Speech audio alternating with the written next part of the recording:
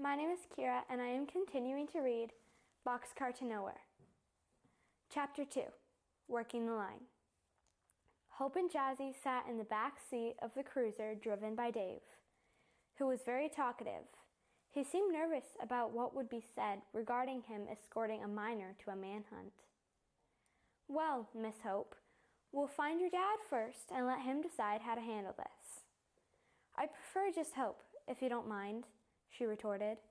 She could see Dave nod his head, and they continued across town without another word from either of them. Hope had plenty of time to study this young policeman while he drove. She figured that Dave was fresh out of training because he looked a bit too young to take him seriously. As a cop, that is. Jazzy sat beside her, content just to observe the town as it slid by the windows. He was certainly at home in the back of a squad car. As they turned into the railroad yards, Hope could see a dozen police cars parked at odd angles and uniformed officers, as well as plainclothes detectives. Some were walking up and down by the lines of freight cars stretching into the distance. Others were standing in small groups, and several of those had long guns pointed at the ground. Nearly all of them looked up and watched as the three exited the patrol car. Hope could hear murmuring as they observed her fasten the leash on Jazzy and head their way. "Hey, miss," one of them called out while moving toward her. "I recognize Jazzy, but can I ask who you are?" He smiled at her and stopped short, waiting for a reply. Dave caught up to her and laughed, expecting as much. "Hi, Officer Matthews," Dave said. "Sorry, but it was both of them or none. Not much choice. Do you know where Sergeant Barrows is at the moment?" Matthews pointed and then turned away. Dave signaled Hope to follow and headed toward the rail cars. "Sure you don't want to let Jazzy come with me?" he asked with a sideways glance. "You mean you would dare to try to take Jazzy away from me?" she retorted, humor in her voice. Jazzy seemed interested and looked between them, but stayed close alongside Hope's leg. Dave didn't respond, already knowing his answer was a loud no. After a short walk, they could see the other side of a big, rusted boxcar. When other policemen came into view, they noticed Sergeant Barrows was already headed toward them. "Hope, you are not allowed to be here.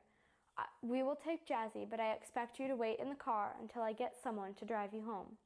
Hope suddenly welled up with tears, but otherwise tried not to show her disappointment. Pop reached for the leash and looked down at Jazzy. It was a sight he had never seen before, at least on his side of the leash. Jazzy was very aware of what was happening, but wanted no part of it. His ears were flat and his teeth were showing. Pop dropped the leash and stepped back. "That's a surprise," he remarked, then scratched the back of his head. "Jazzy, foos," Sergeant Barrow said loudly and authoritatively. Expecting Jazzy to come to heel and await further commands, Jazzy was watching and listening attentively, but didn't change his position alongside Hope. Dave spoke up. "Same thing with me. That's a dog who understands us plain enough, but isn't about to leave his master." "I have an idea, Pop," Hope said, a bit hastily. "Let me and Jazzy help search. You know, with him around, I'll be safe enough." Yeah, Pop said. He looked around thinking it out. They needed Jazzy, that was certain. But letting a 15-year-old girl search for one, or possibly two desperate men, no. That was not in the regulations. Nor did it meet even common sense. Say, Hope, what about you ordering Jazzy to come with me? I think that once out of your sight, he will start working like the police dog he is and used to be. How about giving it a try? Hope squatted beside Jazzy, her slender arm draped over his neck, and spoke into his ear. "Jazzy, you need to go with Pop. Do what he tells you, please." She stood up and offered the leash to her dad. Then the growling started. Low at first, becoming louder and more fierce. Jazzy lowered his head and fixed both policemen in a glaring stare. "Stop that, Jazzy," Hope said loudly. The growling stopped abruptly, but not the look. Hope stroked his head and pointed to her dad. "Now go to Pop and quit complaining." Jazzy shot her a quick look, but remained motionless. He was not going, and that was final.